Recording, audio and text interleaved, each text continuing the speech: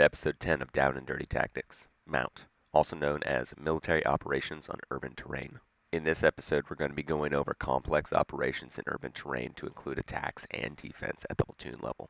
Ever since the dawn of warfare, operations in urban terrain has been discovered to be different than other operations in fields, forests, canals, and other terrain. Over time, certain tactics, techniques, and procedures have been developed for urban terrain. One of the major challenges of fighting in urban terrain is the number of positions the enemy can attack from, as well as the development of a three-dimensional battle space. There exists the ground level where you could be fighting in the streets. There exists the elevated level where the enemy could be shooting at you from rooftops and windows of elevated stories of buildings. And then you have the subterranean level where you have tunnels, sewers, and landmines that could be underground. This combines to create a very complex and deadly environment. It's no wonder that in urban operations, both the defending and attacking forces take the highest rates of casualties. We'll begin this episode talking about attacks or offensive operations in MOUT. Now there's 1,000 ways to skin a cat, and there's a lot of complex ways to skin that cat as well. What we're going to be going over here is one way among many, and it's very simple. As you gain experience and understand the fundamentals, then you can start diverting from them and being able to throw audibles into your plan. For now, we're just going to cover the most basics of MOUT. Now there's two acronyms that are vitally important to attacks in MOUT. RISS, R-I-S-S, and SOSR, S-O-S-R. These two acronyms combined cover everything you need to know for attacks in MOUT. I'll cover both these acronyms as well as the basics of attacks over an example as in previous episodes. Here we have our urban area that we'll be working in. The circled area is going to be our objective. We'll say that our task is to secure this building. Our platoon is currently located to the northwest, and we know of 3 enemy positions, although we don't know exactly how strong the enemy is in those positions. We're going to start with the acronym RISS. Recon is the first step. Now, a recon is going to be ideal if we can actually get physical eyes on it, but any types of recon, from a RAP reconnaissance, an intelligence briefing, anything you do beforehand to get more information about the fight to come is a recon. Now, in this instance, we'll say that there's some pictures available, so we do a map recon and look at this map that we're looking at. We can see all the buildings that we can see, and then the pictures that we have show that there's no entryways on the northwest side of the building. There's only entryways on the northeast and the southwest. We put together a hasty leader's recon and go out and confirm this information. Based on our recon, we determine that we can't enter the building from the northwest, and there's too many enemy forces with interlocking fields of fire to go directly in and skirt around the building. We're going to have to secure a better foothold before we move in. We determine that since we're already located in the northwest and our objective is in the northwest of the town, we'll attack from the northwest. Now the foothold that we're trying to achieve is a place that we can flow forces into the town from. So it's going to be on the outskirts of town. The enemy position that's located on the north is going to be ideal for this. This is where we'll attempt to secure a foothold before we seize the objective.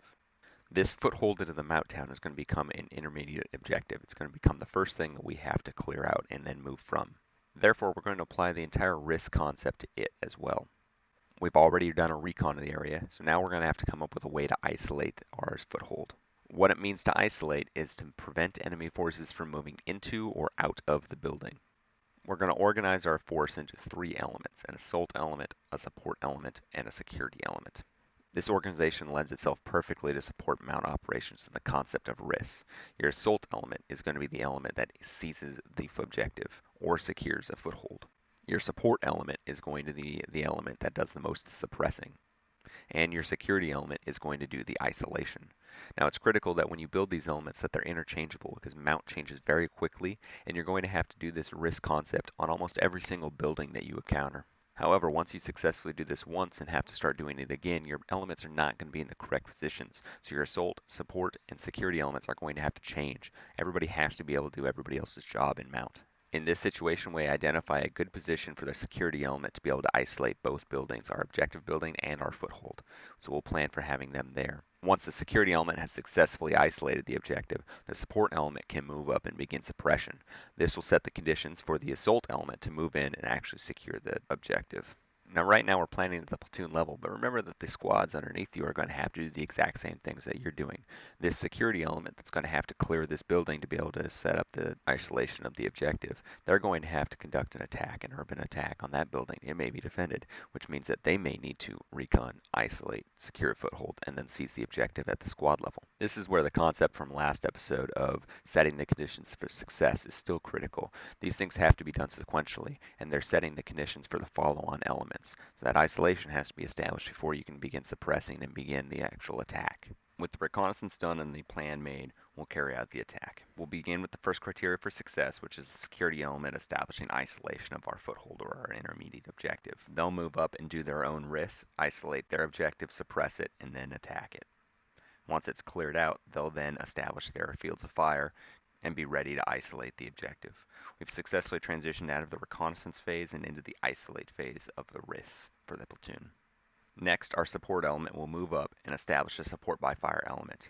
We've now transitioned out of the isolate phase into the secure a foothold phase of risks. This is where the other acronym, SOCER, comes into play. We have to suppress, obscure, secure a breach site, reduce any obstacles, and then we can move out of this phase. We've got our support element already providing effective suppression. Now, effective suppression is key here. Just because you got rounds going down range does not mean that the enemy's head's down. You have to make sure the enemy's ability to return effective fire is actually reduced for this time period. This is the key to suppression. Once you have that effective suppression, then you need to obscure the objective. Now, if you obscure the area the enemy's actually at, you can no longer provide effective suppression because you can't actually see the enemy anymore. Instead, you need to lay your smoke screens to the flanks of whatever direction the attacking element is going to come through your assault element. This will prevent effective fire coming in from other areas that the isolating element is also helping to isolate the area from, and your suppressing element, your support element, will suppress the enemy on the actual objective site. These combined efforts should make it so your assault element can actually close the distance and do the work. Now, the key to laying a good smoke screen is using 1 to 3 smoke grenades per smoke screen that you're trying to lay. Then, once you throw it, you need to wait 3 to 5 seconds to let the smoke billow and actually fill the air. It's useless to just chuck a smoke grenade and then run because there's no actual obscuration being done. Once you have an effective obscuration going, then your assault element can begin moving in to secure the breach site, the next step in SOCER. This is going to be just a few people, usually a team, getting up to the actual door that everybody's going to flow through, making sure it's not locked or booby-trapped. This does not take very long, just a few seconds. And finally, we'll move into reduce. Say that door is locked. In the several seconds this team is on the door, we're now going to have to use some kind of battering ram to break down the door or to kick it in. That's the reduce phase, reducing any obstacles on that door. Once that door is clear, then you can begin to seize the objective. Now in this operation, we just seized the foothold into the town. We finally just seized that intermediate objective. We're going to flow the rest of our forces into that foothold that we just made in our town, and we're going to work on our actual objective now. This is where we start over on the risk process. We've already done our reconnaissance, so we don't have to hit that again, but we now have to isolate the next objective. Fortunately, we made a plan so our security element that was already isolating the first objective can now just turn its fields of fire and isolate the actual objective. Once it's isolated, we can move back into securing a foothold and bringing out SOCER again. We need to suppress the objective. Now this is where interchangeability of your elements comes into play. The element that is actually doing the suppressing here, that is serving as the support element, may not actually be the support element. The assault element was the first ones into this building, and they're probably best postured to actually provide suppression now, which makes a rotation occur. Your security element is going to be the same thing, but your assault element now is going to become your support element. Your support element is going to become your assault element, and now you've reset. This builds a lot of speed and violence of action if you're able to do this seamlessly, as you don't have to stop, pause, change positions, and get everybody ready for the next step in clearing the next building. You can just do it. Here, your security element is effectively isolating the building, the objective. Your support element is effectively suppressing it. You lay your obscuration, and your assault element is ready to secure the breach site. They're able to move up quickly, the door's not locked, they don't have to do any reduction, and they move into the building to begin clearing it. Now the difference is this building is much larger. It's a multi-story building. The foothold for this building may just be the entryway. So after your assault element is able to secure a foothold, the entryway to the building, the first room, the rest of the elements begin to start coming in. The support element no longer needs to provide suppression, so they'll flow into the secured foothold, and now you have 2 squads able to clear this very large building instead of just 1. Once you've successfully been able to seize the objective, your security element can then move into the building as well.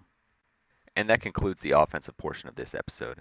We'll talk very briefly about the defense. The topics covered in the platoon defense episode still apply in MOUT, and largely are unchanged. There are a couple extra emphasis items, though, in MOUT.